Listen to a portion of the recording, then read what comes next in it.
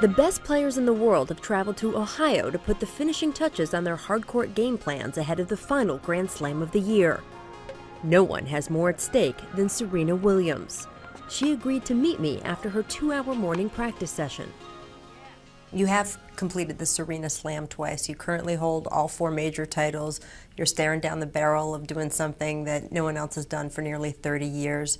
What have you learned about yourself that you've been able even to get to this point and accomplish all that? I've learned a lot about myself. I learned to have a tough mind, and I faced a lot of adversity. And, in Australia, I was like puking before I walked out on the court, and the French, it was only by the grace of God and a miracle that I won that.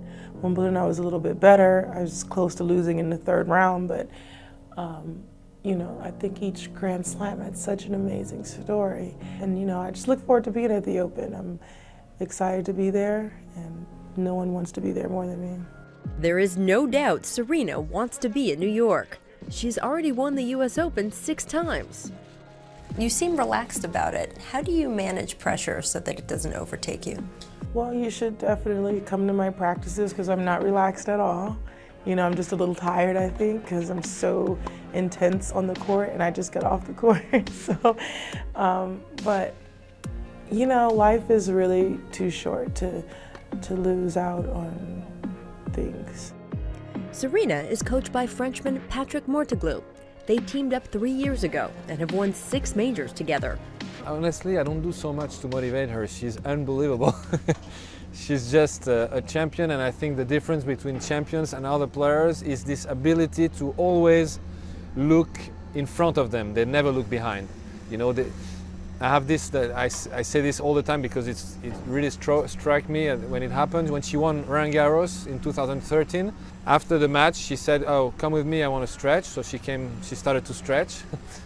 I think most of the players that win a Grand Slam, the first idea is not to stretch, but she was stretching. And then immediately she said, "Oh, now I have to win Wimbledon." Right after. So she already forgot that she won Roland Garros. Serena is one of several female athletes and coaches who've made headlines this summer in the United States. What effect do you think this Summer of the American Female Athlete, as a lot of people are calling it, is going to have going forward? I think it's going to have a great effect. I get chill bumps, like literally thinking about all the stuff that, the women are doing in sports, like being assistant coaching and the NFL, the woman coach. I think it's just amazing. So, I think that we as women are on the rise, and we can prove that we can do a lot more and be involved in these major sports. Do you think that it can have a ripple effect outside of sports too? I think it can have a ripple effect. I think there is a lot of stuff outside of sports, a lot of women CEOs that I look up to, and a lot of women that are really empowering and that are doing really well. Your sister Venus has been diagnosed with Sjogren's syndrome, which is a condition that causes your immune system to attack itself. Yeah, it hasn't been easy. Thinking about her and her battle really helps me and has helped me in my career. And, she's such a great player, and she could have even been even better, but she's also really positive about it, and that helps me think, well, I'm healthy and I'm doing well and I don't have any excuses to make, so I should be doing a lot better. And so that really has been able to help me with my journey. Inspired by her older sister's health challenges, Serena has enrolled in pre-med classes.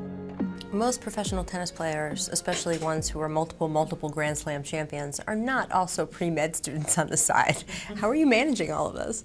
I like education, and I don't like to sit still, and I don't like any free time, and I like to keep going, and I realize that that's just the craziness that I have, and that's just who I am. You use social media for fun stuff too.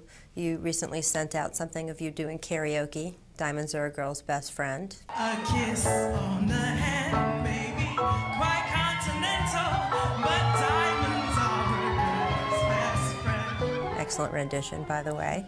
How much is karaoke a part of your soul and your life? I'm kind of ridiculous with karaoke. I like to sing a lot, so I'm not a good singer at all by any means, but we always have a lot of fun, so yeah. If you win the U.S. Open? You can find me somewhere, any city, at a karaoke bar. Really? Yeah.